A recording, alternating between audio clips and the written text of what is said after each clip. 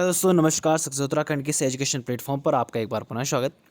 तो दोस्तों, हमारा इंडियन ज्योग्राफी में टॉपिक चल रहा था भारत की प्रमुख नदियाँ, जिसमें हमने हिमालय नदियाँ यहाँ पर कंप्लीट कर चुकी थी और प्रायद्वीपीय नदियों में हम यहाँ पर बंगाल की खाड़ी में गिरने वाली जो प्रमुख नदियाँ हैं उनको हमने पिछली वीडियो में डिस्कस किया है। और आज की वीडियो में हम बात करने वाले अरब सागर में गिरने वाली प्रमुख नदियाँ।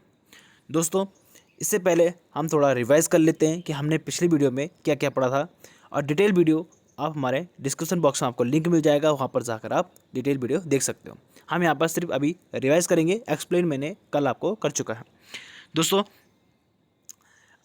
पश्चिम बंगाल की खाड़ी में गिरने वाली प्रमुख नदियाँ हैं, उनके बारे में हम थोड़ा सा डिस्कस कर लेते हैं। हमने यहाँ पर देखा कि दक्षिण भारत की दो भागों में बांटा जाता है नदियों को, अरब सागर में गिरने वाली नदी और बंगाल की खाड़ी में गिरने वाली नदी।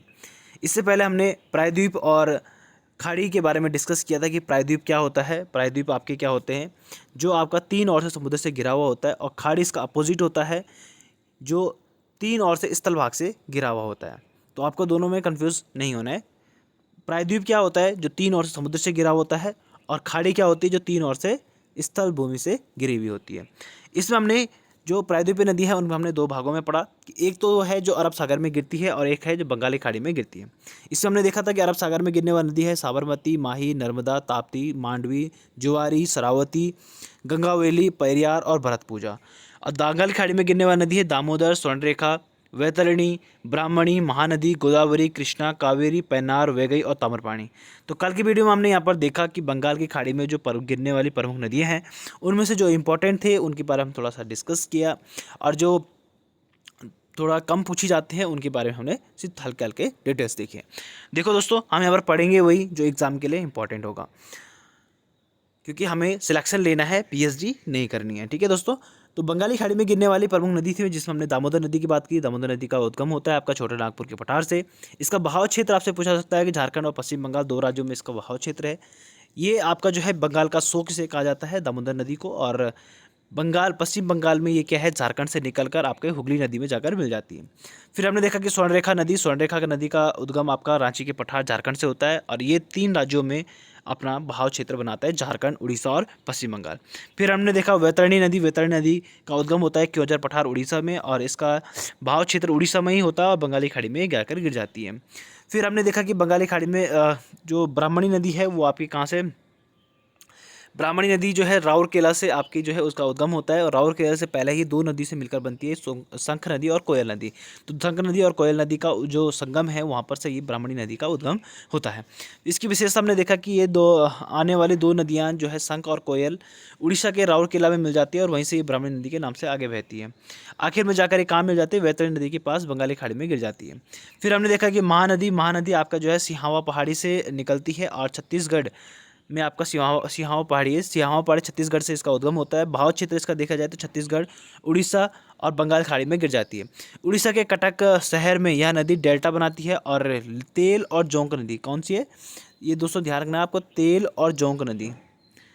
और जोंक नदी किसकी सहायक नदियाँ हैं, तो ये आपकी महानदी की सहायक नदी है आपकी तेल और जोंक। तो आपको दोस्तों ध्यान रखना है, आपसे पूछा सकता है, क्वेश्चन बन सकता है कि तेल और जोंक किस नदी के सहायक नदी है, तो आपकी महानदी की सहायक नदी है आपकी तेल और जोंक नदी।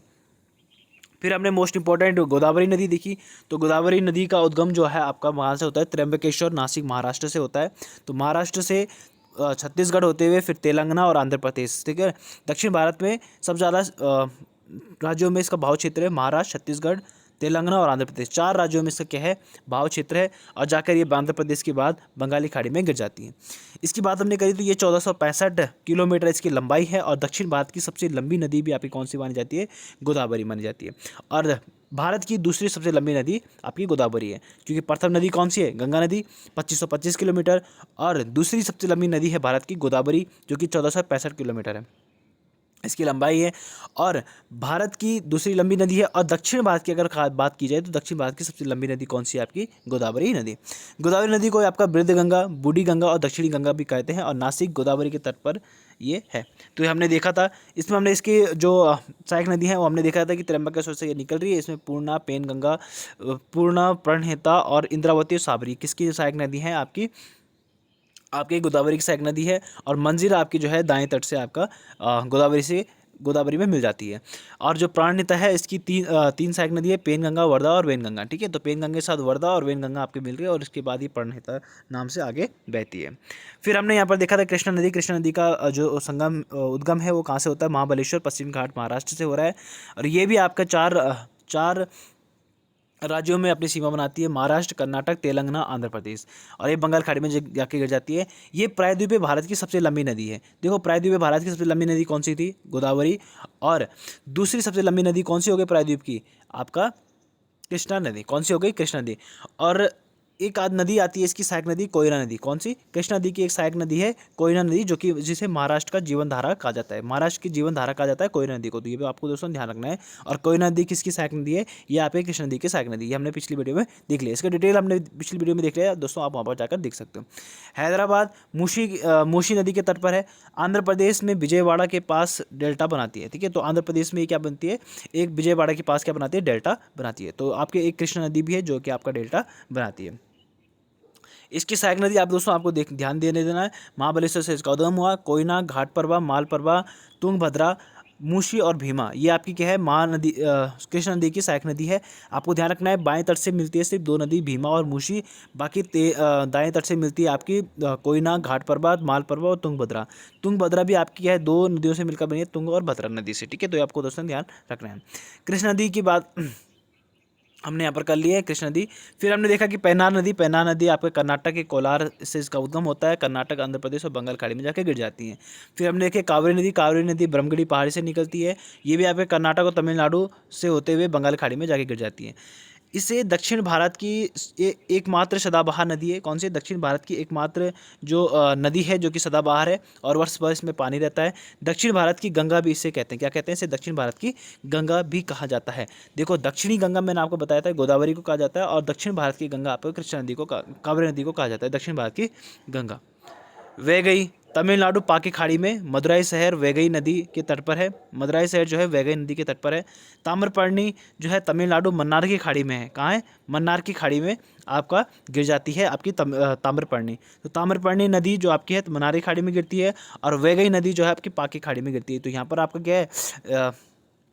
ये राम सेतु है। ठीक है, और ये श्रीलंका है। तो राम सेतु के इस तरफ आपकी कौन सी हो गई? पाक की खाड़ी हो गई, और इस तरफ क्या कौन सी हो गई? आपका मन्नार की खाड़ी हो गई। तो आपको दोस्तों ध्यान रखना है।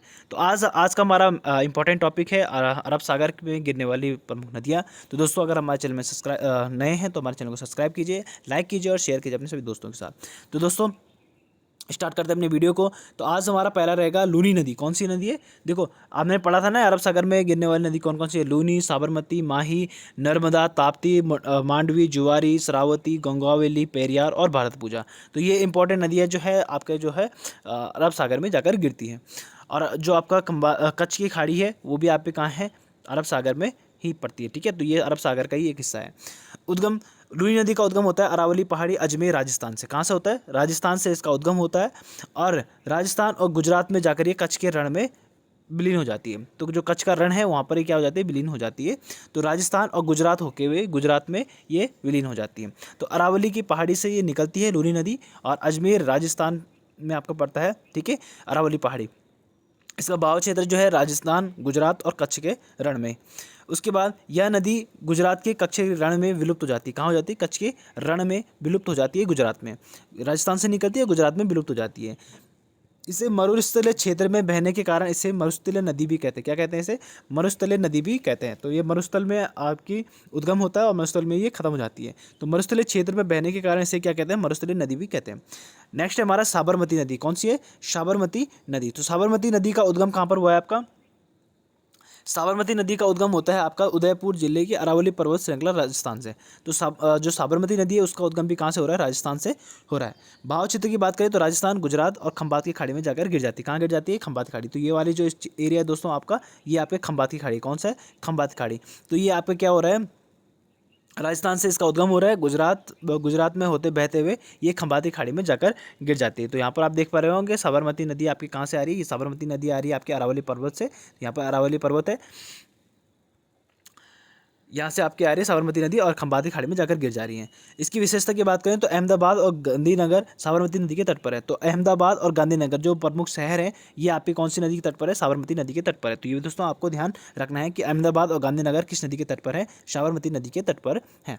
फिर हम बात करते हैं माही नदी की। तो माही नदी आपका मोस्ट इंपॉर्टेंट नदी है, जो कि आपकी कर्क रेखा को 2 बार काटती है। क्या है? कर्क रेखा को 2 बार काटती है। तो यहीं पर हम देखेंगे जो आपकी माही नदी है, इसका उद्गम कहाँ से हो रहा है? आपका विंध्याचल पर्वत से। कहाँ से हो रहा है? विंध्याचल पर्वत से। आपके किसका माही नदी का उद्गम हो रहा है? विंध्याचल पर्वत, जो कि आपके मध्य प्रदेश में है।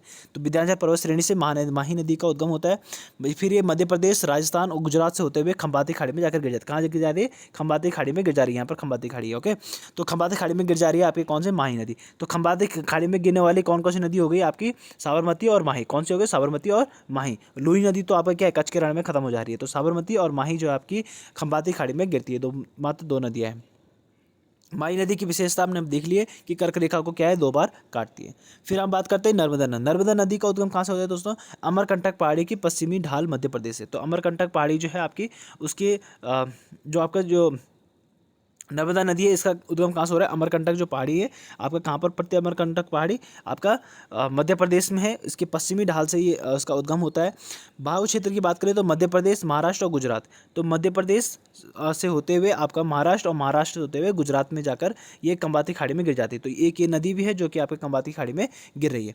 तो दोस्तों बात करें तो इसका जो प्रवाह क्षेत्र है, सबसे ज़्यादा प्रवाह क्षेत्र कहाँ पर? इसका मध्य प्रदेश में। तो जो आपका नर्मदा नदी है, इसका सबसे ज़्यादा बहाव क्षेत्र कहाँ पर है? मध्य प्रदेश में। फिर आपका गुजरात में, और सबसे कम बहाव क्षेत्र इसका है 1.5% महाराष्ट्र में। तो दोस्तों आपको ये भी ध्यान रखना है। तो सबसे ज़्यादा प्रवाह क्षेत्र किसका है? मध्य प्रदेश का है। और उसके बाद 11.5% जो क्षेत्र है वो गुजरात में आता है, और महाराष्ट्र के 1.5% जो आपका महाराष्ट्र में आता है। तो दोस्तों आपको ध्यान ये भी रखना है कि नर्मदा नदी भी आपका कहाँ पर गिर जाती है? खंबाती खाड़ी में गिरती है। और इसका सबसे ज़्यादा प्रवाह क्षेत्र किस राज्य में है नर्मदा नदी का? मध्य प्रदेश में। तो आपको ध्यान रखना है। अब इसके कुछ इंपॉर्टेंट पॉइंट की बात करते हैं। तो मध्य प्रदेश की जीवन धारा कहा जाता है। क्या है? मध्य प्रदेश की जीवन धारा किसे कहा जाता है? नर्मदा नदी को। हमने अभी देखा कि महाराष्ट्र की महाराष्ट्र की जो आपके जीवन धारा है वो किसे कहा जाता? कोयना नदी को। किसको कहा जाता? कोयना नदी को आपका महाराष्ट्र की जीवन धारा कहा जा रहा था। ठीक है। और वैसे ही आपकी जो है मध्य प्रदेश की जीवन धारा किसे कहा जाता है? आपका नर्मदा नदी को। नर्मदा नदी को मध्य प्रदेश की जीवन धारा कहा जाता है, और कोयना नदी को महाराष्ट्र की जीवन धारा कहा जाता है। तो दोस्तों आपको ध्यान ये भी रखना है। यह नदी भ्रंश घाटी से होकर गुजरती है। क्या गुजरती है? भ्रंश घाटी से होकर गुजरती है। जो नर्मदा नदी है वो आपकी भ्रंश घाटी से होकर गुजर रही है। इसे आपका एस्चुरी का निर्माण करती है। क्या करती है? जो आपकी नर्मदा नदी है, एकमात्र नदी है जो कि आपके एस्चुरी का निर्माण करती है। तो नर्मदा नदी आपके क्या करती है? एस्चुरी का निर्माण करती है। तो ये दोस्तों ये एकमात्र नदी है जो एस्चुरी का निर्माण करती है। तो ये भी आपको ध्यान रखना है। विंध्य और सतपुड़ा पर्वत श्रेणियों के मध्य बहती है। ठीक है। ये क्या करती है? आपकी विंध्याचल पर्वत और सतपुड़ा पर्वत, जो विंध्याचल पर्वत श्रेणी है और सतपुड़ा पर्वत श्रेणी है, इन दोनों के बीच से आपका जो है अमरकंटक की पहाड़ी से इसका उद्गम होता है। तो ये क्या करती है? विंध्याचल और सतपुड़ा श्रेणियों के मध्य से बहती है। नर्मदा नदी और सोन ऐसी नदियां हैं जो कि एक ही स्थान अमरकंटक से निकलती है और विपरीत दिशा में बहती हैं। देखो दोस्तों, अभी सोन नदी के बारे में हमने डिस्कस किया था, जो अमरकंटक पहाड़ी से निकल रही थी। आपका अमरकंटक पहाड़ी जो कि छत्तीसगढ़ में है, और वहाँ से आपका मध्य प्रदेश में है, और वहाँ से आपका जो है सोन नदी निकल रही थी जो कि गंगा नदी से मिल रही है, और आपका एक नर्मदा नदी उसी अमरकंटक पहाड़ी से निकलती है जो कि आपका खंबाती खाड़ी में गिर जाती है, खंबाती खाड़ी में गिर जाती है, यानी अरब सागर में गिरती है। तो दोस्तों ये दोनों नदियाँ अमरकंटक पहाड़ी से निकलती है, और दोनों क्या है? एक दूसरे के विपरीत बहती है। तो दोस्तों आपसे ये क्वेश्चन बन सकता है कि ऐसी कौन सी नदी है जो कि एक दूसरे के विपरीत बहती है? तो कौन सी है? नर्मदा और सोन नदी, जो कि अमरकंटक पहाड़ी से निकलती है और एक दूसरे के विपरीत दिशा में बहती है। तो दोस्तों आपको ध्यान ये भी रखना है। तो मध्य प्रदेश का जबलपुर जो शहर है वो आपका नर्मदा नदी के तट पर ही स्थित है। तो आपको ध्यान रखना है कि जो आपका मध्य प्रदेश है वो आपका क्या है? जबलपुर शहर, जो मध्य प्रदेश का जबलपुर शहर है, जो काफ़ी इंपॉर्टेंट शहर है जबलपुर शहर, और वो आपका जो है नर्मदा नदी के तट पर स्थित है। तो दोस्तों आपको ये भी ध्यान रखना है। अब हमने बात करी थी यहाँ पर डेल्टा और एस्चुरी। अब डेल्टा और एस्चुरी क्या होता है, इनके बारे में हम थोड़ा डिस्कस करते हैं। तो डेल्टा किसे कहते हैं दोस्तों? डेल्टा क्या होता है कि हमने देखा कि आपका जो नदी है वो आपका क्या है लेकर आएगा, कुछ अवसाद लेकर आता है, ठीक है, मिट्टी पत्थर जो भी लेकर आता है वो सब क्या होता है समुद्र में आपके क्या होता है इकट्ठा हो जाता है, क्या हो जाता है इकट्ठा हो जाता है। इकट्ठा होता है तो वो क्या बनाता है डेल्टा का निर्माण बनाता है। एस्चुरी क्या होता है कि जब समुद्र का जो पानी होता है वो काफ़ी अंदर तक भूमि के अंदर काफ़ी अंदर तक चले जाता है, ठीक है, तो ये क्या करता है अवसाद नहीं बनाता है, क्या बनाता है ऊपर से ही बहाव लेकर आता है, सीधे आगे समुद्र में मिल जाते हैं, डायरेक्टली क्या होता है समुद्र से मिल जाती है, तो इसे हम क्या कहते हैं एस्चुरी कहते हैं, ठीक है। तो यहाँ पर क्या हो रहा है अवसाद लेकर समुद्र में इकट्ठा कर रहा था और यहाँ पर पानी जो है अंदर तक चले जा रहा है, यानी यहाँ पर क्या है अवसाद क्या हो रहा है इकट्ठा नहीं हो रहा है, तो उसे हम क्या कहेंगे एस्चुरी कहेंगे। डायरेक्टली क्या होता है समुद्र में जाकर मिल जा रही है। फिर हमने यहाँ पर देखा भ्रंश घाटी क्या होती है। भ्रंश घाटी क्या होती है दोस्तों, दो स्थल जो है उनके बीच से आपके क्या है एक खाई के रूप में खाई बना नदी क्या करती है खाई बनाती है और उसमें पानी बहता है, तो उससे हम क्या कहते हैं भ्रंश घाटी। तो दो जो समतल प्लेस है, ठीक है, समतल स्थल है और उनके बीच में क्या है खाई बनाकर आपके क्या बना रही है एक उनके बीच से नदी बह रही है, तो उससे हम क्या कहते हैं भ्रंश घाटी कहते हैं। क्या कहते हैं भ्रंश घाटी यानी रिफ्ट वैली कहते हैं, क्या कहते हैं रिफ्ट वैली। तो आपको दोस्तों ये भी ध्यान रखना है। तो आपका जो डेल्टा बना रही है वो कौन बना रही थी आपकी, जो आपका सुंदरवन डेल्टा हमारा सबसे बड़ा जो डेल्टा है वो किस पे गंगा नदी पर है, तो ये भी आपको ध्यान रखना है। और अभी जो हम पढ़ रहे हैं कि आपका जो नर्मदा नदी है वो क्या बनाता है एस्चुरी का निर्माण करती है, तो आपने एस्चुरी डेल्टा आपको बता दिया है। अब हम बात करते हैं ताप्ती नदी की। तो ताप्ती नदी का उद्गम होता है आपका मध्य प्रदेश के बैतूल जिले में। कहाँ से होता है मध्य प्रदेश के बैतूल जिले से और सतपुड़ा पहाड़ी से। कहाँ से होता है सतपुड़ा पहाड़ी से। इसका जो बहाव क्षेत्र है वो मध्य प्रदेश महाराष्ट्र गुजरात और खंबाती खाड़ी में जाके गिर जाती है। तो मध्य प्रदेश से आती है फिर महाराष्ट्र और गुजरात में होकर ये खंबाती खाड़ी में जाकर गिर जाती है। दोस्तों इस तरीके से ये जा रही है, ठीक है, तो ये भी आपको दोस्तों ध्यान रखना है। इसकी बात करें तो यह भी भ्रंश घाटी से होकर गुजरती है, ठीक है, ये भी भ्रंश घाटी से होकर बहती है, तो ये भी क्या बनाती है एक भ्रंश घाटी बनाती है और भ्रंश घाटी से होते हुए निकलती है। ये ज्वालामुखी का निर्माण करते हैं, यानी ये भी क्या आपका जो है एस्चुरी का निर्माण करती है। क्या करती है एस्चुरी का निर्माण। तो एस्चुरी का निर्माण करने वाली कौन कौन सी नदी हो गई नर्मदा और ताप्ती। कौन सी हो गई नर्मदा और ताप्ती। सूरत ताप्ती नदी के तट पर है, तो जो सूरत जो महत्वपूर्ण शहर है, ठीक है, सूरत शहर वो भी आपके क्या है ताप्ती नदी के तट पर है। तो सूरत कहाँ आपका गुजरात में है और गुजरात में ही आपके क्या है जो सूरत है वो ताप्ती नदी के तट पर स्थित है। मांडवी नदी की बात करें तो मांडवी नदी का उद्गम होता है कर्नाटक के भीमगढ़ स्थान से। कहाँ से होता है भीमगढ़ स्थान से, पश्चिमी घाट से आपका क्या होता है इसका उद्गम होता है कर्नाटक के भीमगढ़ स्थान से। तो कर्नाटक से ही आपकी क्या है मांडवी नदी निकलती है जो कि आपका अरब सागर में जाकर गिर जाती है। इसका बहाव क्षेत्र की बात करें तो कर्नाटक गोवा और अरब सागर। तो कर्नाटक से निकलती है फिर गोवा होते हुए अरब सागर में जाके गिर जाती है। गोवा की राजधानी जो पणजी है वो भी आपकी मांडवी नदी के तट पर स्थित है। तो आपको दोस्तों ध्यान रखना है कि पणजी जो है आपके जो गोवा की राजधानी है पणजी वो आपकी क्या है मांडवी नदी के तट पर स्थित है। जुआरी नदी जो है आपका गोवा से ही निकलती है और अरब सागर में जाकर गिर जाती है। तो गोवा से ही निकलती है और अरब सागर में जाकर गिर जाती है। अन्य नदी की बात करें श्रावती और गंगावेली। क्या है शरावती और गंगावेली जो दो नदियां हैं ये आपकी कर्नाटक से निकलती है और अरब सागर में जाकर गिर जाती है। तो यानी कर्नाटक से ही निकल रही है और अरब सागर में गिर जा रही है। फिर आप पेरियार नदी आपके केरल अरब सागर से निकलती है और केरल से निकलती है और अरब सागर में जाकर गिर जाती है। भरतपुजा नदी जो कि तमिलनाडु से निकलती है, आप यहाँ पर देख सकते हो मैप में कि आप तमिलनाडु से निकलती है और आपका जो है केरल होते हुए अरब सागर में जाकर गिर जाती है।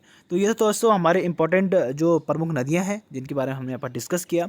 एक बार हम इनको थोड़ा सा पुनः रिवाइज कर लेते हैं।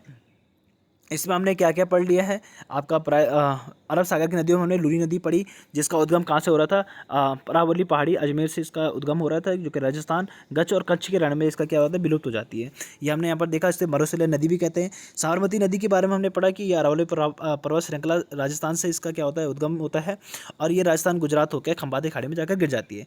हमने यहाँ पर देखा कि साबरमती नदी के किनारे ही आपका क्या है अहमदाबाद और गांधीनगर है और यहाँ पर आपको ध्यान होगा कि जो गांधी जी द्वारा दांडी मार्च निकाला गया था है ना, और वो भी आपके साबरमती नदी से ही इन्होंने स्टार्ट किया था अपना दांडी मार्च, ठीक है, साबरमती से।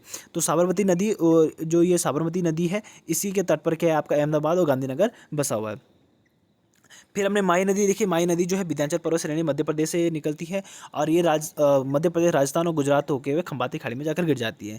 इसमें हमने देखा कि माई नदी जो है कर्क रेखा को 2 बार काटती है, हमको पता है, ठीक है। तो आपको ध्यान रखना है कि एकमात्र नदी पूरे विश्व में एकमात्र नदी जो कि कर्क रेखा को 2 बार काटती है वो कौन सी आपकी माही नदी। विश्व में, भारत में ही नहीं, विश्व की एकमात्र नदी जो कि माही नदी को कर्क रेखा को 2 बार काटती है वो कौन सी है माही नदी जो कि भारत में है। ये भी आपको नर्मदा नदी के बारे में हमने देखा कि नर्मदा नदी जो है अमरकंटक पहाड़ी से निकलती है, ठीक है, पश्चिम घाट मध्य प्रदेश से।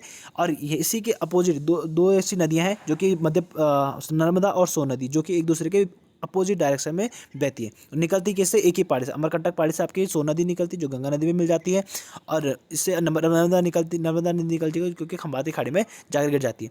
नर्मदा नदी का सबसे ज़्यादा बहाव क्षेत्र कौन से राज्य में है? तो 87% आपके किसमें? मध्य प्रदेश में। मध्य प्रदेश की इसे जीवन धारा भी कहते हैं, ठीक है। नर्मदा नदी को क्या कहते हैं? मध्य प्रदेश की जीवन धारा कहा जाता है। और दूसरी हमने यहाँ पर क्या पढ़ा था? कर्नाटक की जीवन धारा। कर्नाटक की जीवन धारा किसे कहा जाता है? कोयना नदी को, ये मैंने पिछले वीडियो में देखा। ज्वार नदी मुख्य यहाँ के क्या करती है? एस्टुरी का निर्माण करती है, भ्रंश घाटी में होकर बहती है। हमने यहाँ पर देखा विंध्याचल और सतपुड़ा पहाड़ी की श्रेणियों के बीच से निकलती है। ओके, नर्मदा और सोन नदी ऐसी नदी हैं जो कि विविध दिशा में बहती है, और मध्य प्रदेश का जबलपुर शहर जो है इसी नदी के तट पर स्थित है।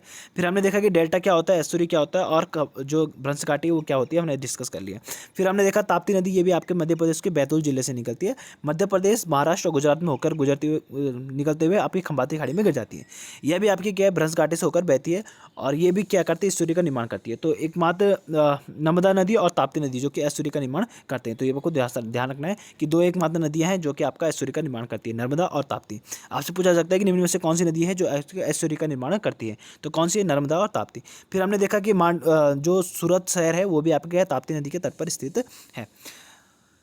मांडवी नदी जो है कर्नाटक के भीमगढ़ स्थान पश्चिमी घाट से इसका उद्गम होता है, और कर्नाटक गोवा होकर ये अरब सागर में गिर जाती है। फिर हमने देखा कि ज्वारी नदी मांडवी नदी के तट पर ही आपकी है जो गोवा की राजधानी है पणजी, वो भी आपकी किसी मांडवी नदी के तट पर स्थित है। फिर हमने देखा ज्वारी जो आपका गोवा अरब सागर में गिर जाती है। फिर शरावती गंगावेली जो है कर्नाटक से निकलती है, अरब सागर में गिर जाती है। पेरियार नदी जो कि केरल से निकलती है, अरब सागर में गिर जाती है। भरतपुजा जो नदी है वो आपके तमिलनाडु से होते हुए केरल और अरब सागर में जाकर गिर जाती है। तो ये तो हमारे मोस्ट इंपॉर्टेंट जो भारत की प्रमुख नदियां हैं सारे हमने डिस्कस कर लिए दोस्तों। उम्मीद है अब आपको हमारी वीडियो अच्छी लगी हो। हमारी वीडियो अच्छी लगी है तो हमारी वीडियो को लाइक कीजिए, शेयर कीजिए अपने सभी दोस्तों के साथ, और हमारी वीडियो को सब्सक्राइब करना ना भूलें।